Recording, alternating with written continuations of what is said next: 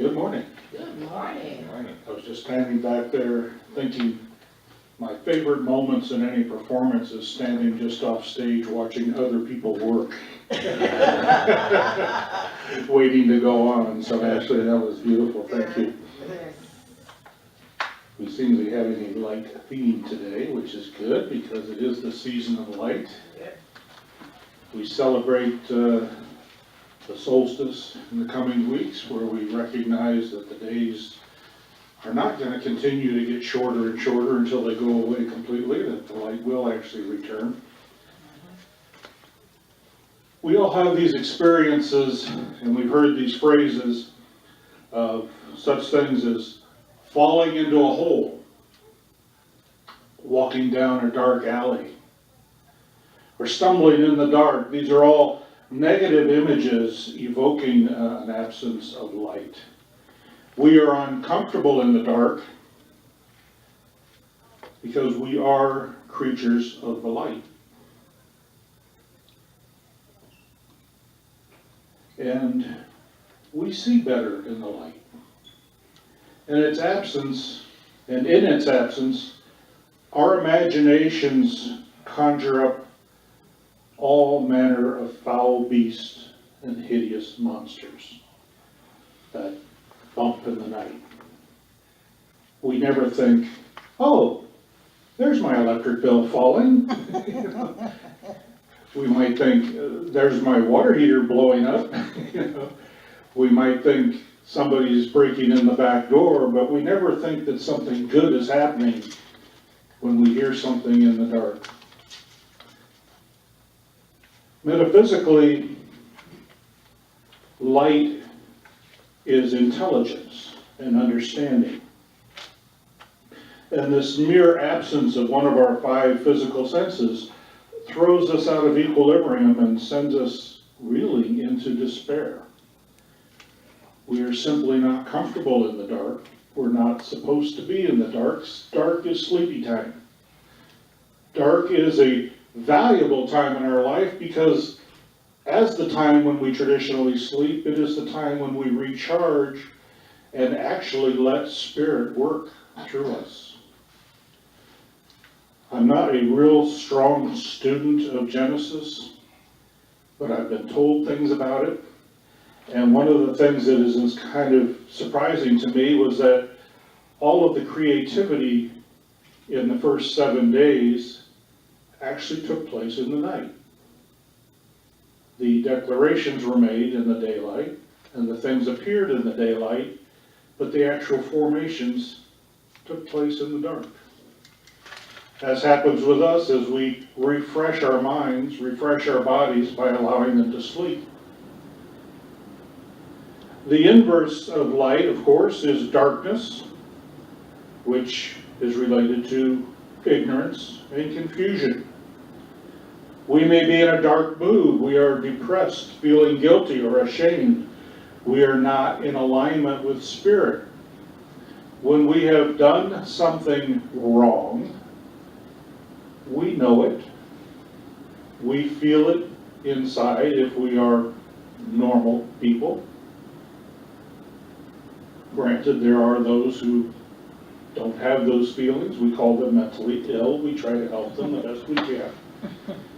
But most of us know when we've screwed up. And it may be a little thing and we can get away with it. It may be a big thing and we get away with it. But inside, when we think about it, generally disturbs us a little bit. Our equilibrium is thrown off. And that's why some traditions have confession, where you can go and get it off your chest. Or maybe you just have a social group that you can talk with and say, boy, I wish that hadn't happened. I wish I'd done something differently. Or maybe you just run into somebody after 40 years and go, remember that day? Chances are they don't. But you can still get it off your chest and say, I wish that hadn't happened that way. In our northern hemisphere, we are approaching the shortest hours of daylight coming up here very shortly. And in the far north, there may be little or no daylight for several weeks around this time of year. I've had the joy of spending a winter up in northern Maine, and I mean northern Maine, literally surrounded by Canada, and one winter, and having moved there from Los Angeles, it was quite a shock in that at 3:30 in the afternoon it was getting dark, and by 4 o'clock it was dark. And since I was living out in the piney woods up there were no street lights. There was nothing but native natural light and a few lamps that we could light ourselves. And I really learned the difference of what it was like to have an abundance of light in my surrounding and literally no light at all. And up there, I found out from the locals that this is really a problem for them. People get surly in the dark. They get upset. They get depressed. The suicide rates spike during that time of year. Violent attacks spike during that time of year.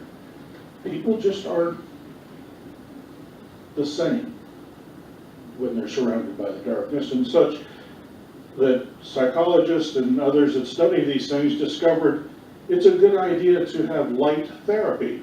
And they actually put people into rooms with bright banks of light. And I discovered it myself. I actually started playing around with that, realizing that, yeah, it's dark out. I'm just going to turn some lights on. Normally I used to love having a very subtle atmosphere, just very little light. And I discovered in my own self-experimentation that by turning some brighter lights on, I had a brighter outlook on life. I wasn't so internalized. It just sort of allowed me to feel better. So with general depression being widespread and drug use and suicide rates spiking, giving credence to the belief that evil does lurk in that darkness. You can imagine, just a few decades ago, we don't have to go back centuries, when people just didn't know as much as they know now. We've learned an awful lot in the last 100 years. I don't know if you realize that, but my daughter is studying so much more in school than I ever had to. It's shocking what we've done in 100 years. 100 years ago, very few people owned cars. Now you can't buy a parking space. We've done a lot. And, our ancestors tracked the shrinking daylight, and their experience told them that the light would return. And so they celebrated that. They celebrated the winter solstice as being the time when they knew the light was going to return. They tracked it for decades themselves. They had wise people, they had medicine people, witch doctors, call it what you will, shamans that knew these things, and they said, it's gonna be better tomorrow. Watch where we put the sticks, watch where the shadows fall on the stones. It's gonna get better, we can celebrate. And so it didn't, made a lot of sense that when Christianity was looking for a time to celebrate the birth of this new idea, this new teaching of loving everything and recognizing ourselves as a whole, which original Christianity did. It taught exactly what we teach. It has evolved over the years to something different, but the original words of the teacher Jesus were all about the same things that I talk about up here and your other teachers talk about up here, about there being this one power, this one loving energy that each of us can tap into and enjoy, and how our beliefs create consequences, so that we as intelligent people get to direct our beliefs and understand how this power works within us, that we can bring about a feeling of love by simply being a power of love, by not judging people, by not judging ourselves most of all. We are our most primary victim in that regard. We can celebrate this new beginning. And it made sense that the early Christians would recognize that the pagans were already celebrating around this time of year, and that there was a good reason for it. The return of the light, the introduction of a new joyous belief system that says love is the answer. We don't have to be the most powerful physical beings on the planet. We simply need to have the most powerful ability to love. Any of you have pets at home? Dogs, cats? Ever come home at 2 in the morning and be greeted by a wagging tail and a jumping happy, happy, happy? They're not judging you. They're just happy to see you. They bring all that love. Now, of course, if you have cats, they're just up in the corner going, you. And, if it's dog, you understand. If you're dog people, you understand. Pure love. And so it made sense that we would celebrate the beginning of this new time. That why not? Because, you know, the historians will pick it apart and say, well, there's no way that this teacher Jesus was born on December 25th. It just doesn't fit the rest of the story. A lot of other things can be picked apart. But it makes perfect sense to celebrate the return of the light, the return of understanding. Because early humans had that understanding, but they kind of forgot. And just like today, they had people who wanted power, and through their power directed people's thinking. And this teacher came into their lives and said, you know, you're kind of right, but you're also a little off the track. The flavor's just a little off. The olive oil is just a little tainted here. Something isn't right. You're worshiping money. You're worshiping power. You need to worship the power of love. And he got in a lot of trouble for that. And ultimately appears to have cost him his life if you follow the traditional stories. The return of the light is universal. Holmes writes in the textbook that the light is greater than the darkness. It's a little awkward here, but he says, nor has the darkness any power over the light. The darkness is the great denial of the light, but it really did not deny the light, for where the light was, the darkness was not. By merely bringing in the light, the darkness vanished into its negative nothingness. In this power of reality over seeming opposition or apparent separation. The light, he's saying, is always with us. If you walk outside on the deepest, darkest, cloudiest, nastiest day, it appears to be dark out. Get in an airplane and fly above the clouds, and you will find that the light is still there. Walk out of your house at 2 o'clock in the morning, and it will appear to be dark out. Swing around to the other side of the planet, and you will find that the light is still there. We make choices all the time. We build walls. We put up shades. We introduce fog and cloud into our lives. We allow this confusion to come in and block the light. The light does not judge us. The light does not force itself down our throats. The light is simply there. We build the walls. We walk into the fog. We hide ourselves from the light through our choices. Walls we construct can be torn down. Fog and clouds drift off on the wind. For most of us, we will at some point in our life feel a spat of depression. Something will set us off. It just isn't a good day. But it goes away, doesn't it? It's not a permanent condition. If it is, seek medical help. But for most of us, our moods will swing and change, often several times through the day. And we can live for tomorrow knowing that it's not going to be this way all the time. We've been through this cycle a number of times, so most of us are confident, yeah, today's a bad day. I'm going to go to bed, maybe have a glass of wine first, shake it off. Tomorrow's another day. Darkness has no power of its own. There is no flash dart that we can buy that will shine a beam of darkness into a lighted room. Flash dart. but a single candle can chase the dark away. There is power in the light. Plants convert sunlight into food energy. We can convert sunlight into electricity. Sunlight warms the air around us and the surface of our skin. We can feel its energy and delight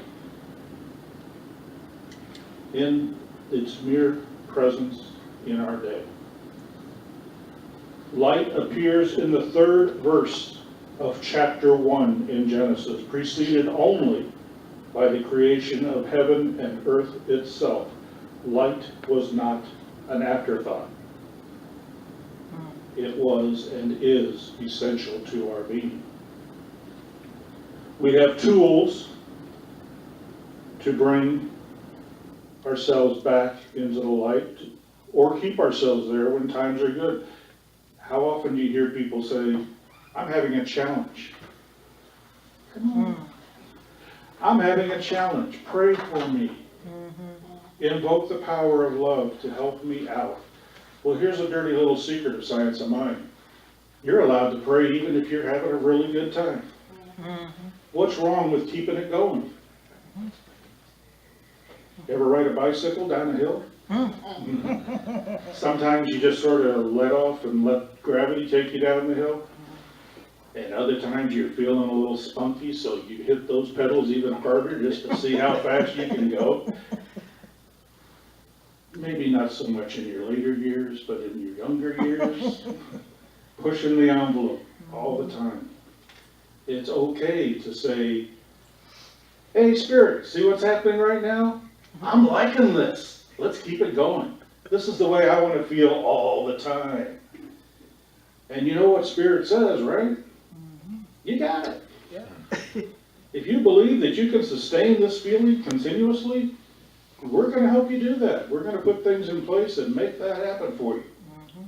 You know, I'm facing retirement from my day job here in a few months, and yesterday my India was talking to me and saying, she happened to be talking about the newscaster Megan Kelly and saying, boy, what a horrible time she must be having. One day she was on top of the world, everybody listened to her, they were either afraid of her or they respected her. She was making all this money, and then she said something, made a bad mistake, and now she's got nothing. That's got to be tough.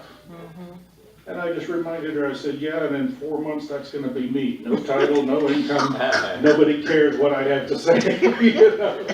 In that world. I know you're all going to be fawning at my feet when you hear what I have to say, but not in that world. You know, I mean, right now I have the power to walk in and tell the chief of police what needs to be done. I have the power to talk to the town council and tell them what is on my mind, and next April they're not going to care. Because they're listening to my title and my position, and not so much me. But that's okay. It just means that something new is coming. And India said to me, Mr. Minister, do you hear what you're telling yourself? And I go, yeah, I'm just telling you to be prepared for that, because there is going to be that human downswing. It's inevitable. I'm going to wake up on that Monday morning and realize that everything that I've been for the last 20 years, I no longer am. And all of the privileges and rights and responsibilities that went along with that are no longer there either. And my expectations for how this day is going to end is going to be different. And that's a little bit frightening, because it is a step into darkness for me. Now, I happen to have a life history that says I've never fallen down to where I haven't gotten up into a better position. There's always something better around the corner. I just have to keep dealing with the realization that, yeah, that was a whole lot easier to say when I was 20 and 30 and 40. And now that I'm not those decades, it seems like my choices might be narrower. Perhaps they are, but that doesn't mean they aren't there. It just means I haven't picked one yet. So stay tuned. And let's see how this thing rolls. But we do have the power to bring it back whenever we do lose it. And affirmative prayer is one of the primary tools that we use. All religions use some form of it.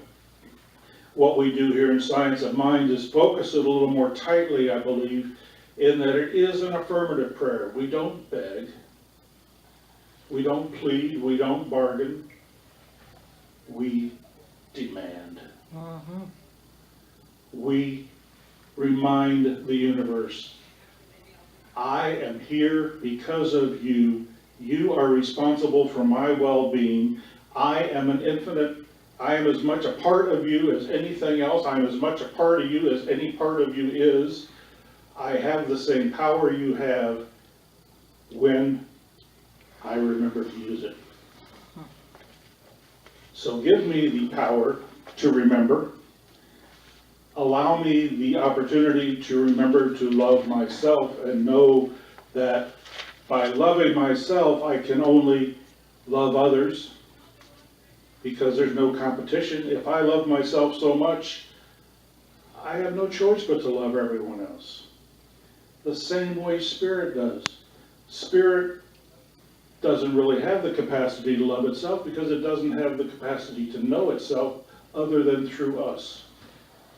So it needs to be reminded from time to time that we are this loving power, that we are this energy that expresses as love, as light, as joy, and all these wonderful things that we bring, and know that we can bring this about. We use the affirmative prayer simply as a tool to kickstart ourselves, to remind ourselves as a wedge to get back in there and say, okay, I'm drifting. Let me see. Okay, yes, there is this universal power. I am a definite part of it. I am an expression of it. And yes, I am healthy. I am prosperous. I am creative. I am all the good things that you saw on the screen earlier. I am all of these things. And I am so eternally grateful for being those things and recognizing that I am those things and accepting that I am those things and bring those things into my experience. And that is what affirmative prayer does. And then what do? In the official 5-step affirmative prayer, we let it go. We stop worrying about it. We're not here to direct how it happens. We're here to simply say we know it's going to happen. We know it does happen. We know it's happening right now because we always work in the present. And then we stop micromanaging the universe. We stop trying to tell the universe how it's going to look. Yes, we do put in the job applications. Yes, we do the education. We do the things that physically are smart things to do. We dress up, we show up, as one of my teachers used to say. But God does the heavy lifting. Spirit creates, puts all the pieces in place. We just have to recognize them and accept them as they materialize in front of us. Reminding ourselves of who we are, one with the one, letting the universe know that we are not to be messed with, keeps us in the light, keeps us knowing that circumstances are fluid and temporary. Our strength, our spiritual nature is infinite. Winter is coming, but so is the spring. Our challenges, the consequences of our choices, the shadows we stand in are just a belief away from annihilation. Throw open your shutters, tear down your walls, recognize and accept your infinite power, and let there be light.